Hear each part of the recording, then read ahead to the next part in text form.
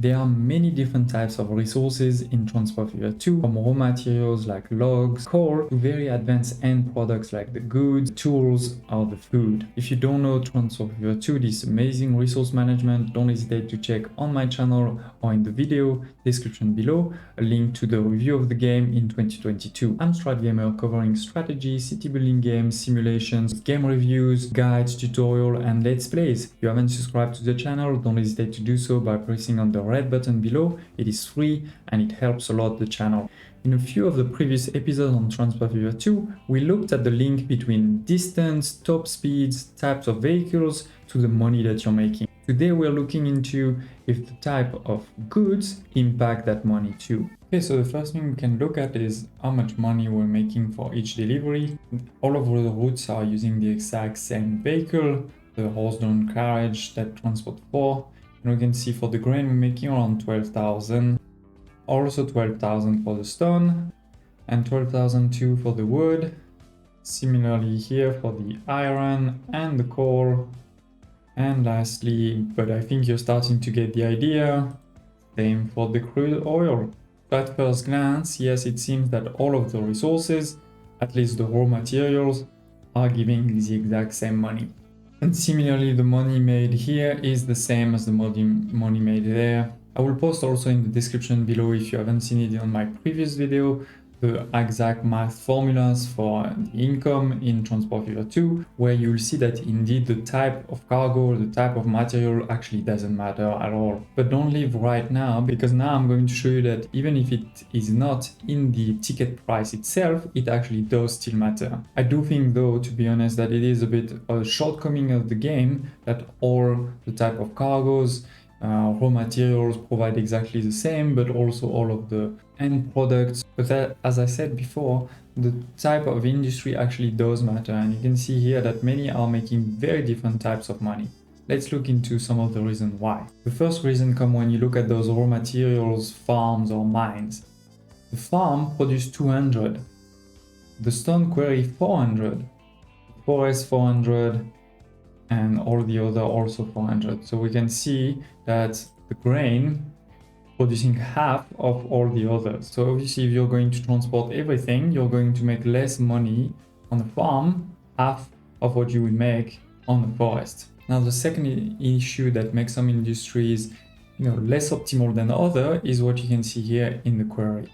We could produce 400, but we can actually only ship 100 in this scenario. Why? Because the construction material plan actually in level 1 can only accept 100. On the other hand, the food processing plant, for example, can also produce 100, but you need 2 grains to make 1 bread. So that means you need 200, which is exactly what the farm can transport. Similarly, for the sawmill and the ones below, you can produce 200 at level 1. And because you need 2 logs to make that means 400, and that's why here we could ship the 400. So the stone is also less optimal than the timber. So what about the remaining ones? The steel mill is an interesting one because it requires both iron ore and coal, and it requires 2 of each. So at level 1, to produce the maximum, which is 200 steel, you will need 400 coal and 400 iron ore, which is the whole thing that we have here. But here you can see we are getting into a problem, at least you would get into that problem at the beginning of the game, is traffic jam at the delivery point, because we are indeed trying to deliver quite a lot to the same. We could of course have several of these, especially you could have one for the ore and one for the coal, but still I did want to mention that while this industry is quite interesting because you could deliver 800 to just one industry, you do need to be careful about the delivery points though. It seems that the forest to the sawmill or the crude oil to the oil refinery are sort of the great industry to start with. On the other hand, I did wanted to mention to you one reason why the quarry to the material plant can actually be a great one at the start, because it is the only industry for the raw materials with a 1-to-1 ratio. Because if you're lucky enough to have a town in between those two, which requires these materials, then you'll really be able to make a lot of money because your trucks will be full this way, will also be full to the town, and will only be empty from the town to back to the quarry. Versus for all the other ones, You can obviously do something similar with the town in the middle, but then at best, your trucks will be half empty between here to the town and then fully empty there. So you'll definitely make less money. Obviously, if you fully utilize full production chains like this one or that one, requires multiple goods. Like you can see, for example, for the goods, we need both steel and plastic.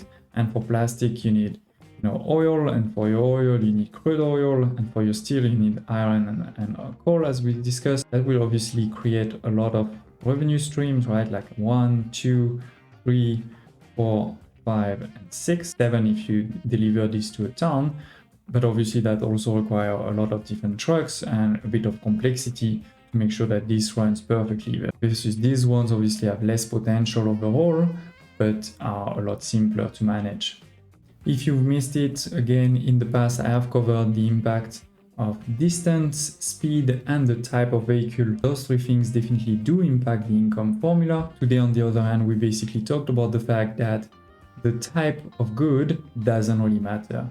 Don't hesitate to follow on the channel the current Let's Play that we're doing in Transport Fever 2 on a large map connecting all of the cities and sharing a lot of tips along the way.